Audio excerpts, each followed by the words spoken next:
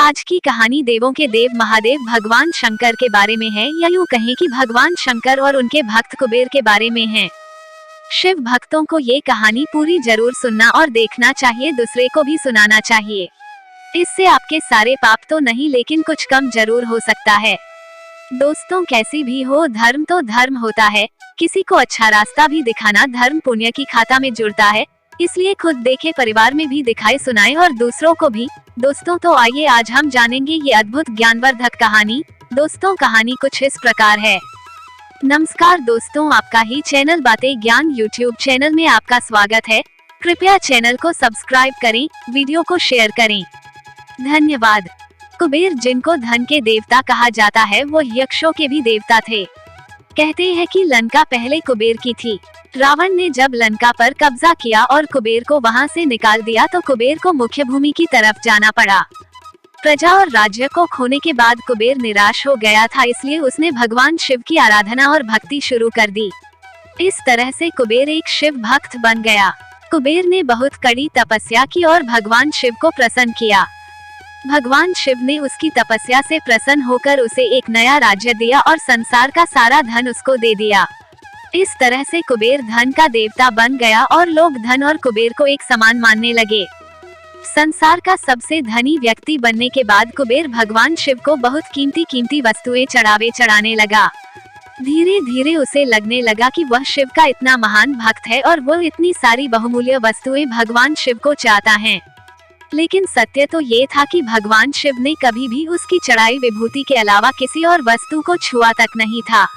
कुबेर जो यह मानने लगा था कि वह अब भगवान के लिए कुछ भी कर सकता है और उन्हें जो चाहिए वह दिलवा सकता है। कुबेर एक बार भगवान शिव के यहाँ पहुँचा और उनसे कहा, मैं आपके लिए कुछ करना चाहता हूँ, आप मुझे बताएं मैं आपके लिए क्या कर सकता हूँ। भगवान शिव ने कहा, तुम मेरे लिए कुछ नहीं कर सकते क्योंकि कुछ करने के लिए मेरी कोई आवश्यकता है ही नहीं। लेकिन कुबेर शिव जी से बहुत आग्रह करने लगा कि वो उनके लिए कुछ करना चाहता है। दरअसल ये कुबेर का अहंकार बोल रहा था। भगवान शिव ने अपने भक्त को सही मार्ग पर लाने के लिए एक लीला रची। शिव जी ने कहा, देखो कुबेर, मुझे तो कुछ भी नहीं चाहिए।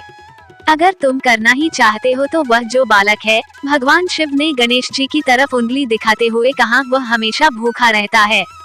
उसे एक दिन अच्छे से पेट भर कर खाना खिला दो, बस इतना मेरे लिए काफी होगा। कुबेर ने मन ही मन सोचा कि भगवान ने मुझसे मांगा भी तो क्या एक बच्चे को खाना खिलाने का। बस ये सोचकर कुबेर गणेश जी को अपने साथ भोजन कराने के लिए ले गया। शुरू में कुबेर ने अपने कुछ रसोइयों द्वारा खाना बनाकर गणेश जी को स्वादिष्ट खाना परोसा, लेकिन उसने देखा कि गणेश जी खाते ही जा रहे हैं, तो उसने कई सैकड़ों रसोइयों को बुलाकर प्रचुर मात्रा में खाना बनाना शुरू किया। एक तरफ खाना बनता जा रहा था और एक तरफ गणेश जी उसे खाते जा रहे थे। गणेश जी को इतना खाते देख कुबेर की चिंता बढ़ने लगी। कुबेर ने गणपति से कहा, गणेश जी आप रुक जाए, इतना ज्यादा खाएंगे तो आपका पेट फट जाएगा। गणपति जी ने मुस्कुराते हुए कुबेर से कहा, आप मेरी चिंता मत कीजिए, आप अपना वचन पूरा कीजिए, मुझे भूख लगी है, मुझे खाना खिलाइए। कुबेर का अहंकार खत्म करने के लिए गणेश जी ने इतना खाना खाया कि कुबेर का सारा खजाना खत्म हो गया, यहाँ तक कि कुबेर को दूसरे लोगों से भी खाना मंगवाना पड़ा। कुबेर को इस बात का ज्ञान हो गया कि उसके विचार के छोटेपन की वजह से उसने अपने आप को भगवान शिव का महान भक्त समझ लिया था, जबकि सच बात तो ये थी कि भगवान ने जो कुछ उसे दिया है उसी का थोड़ा हिस्सा वो भगवान को दे रहा था, जबकि इस संसार का सारा धन भगवान के लिए एक तिनके भर से ज्यादा नहीं है।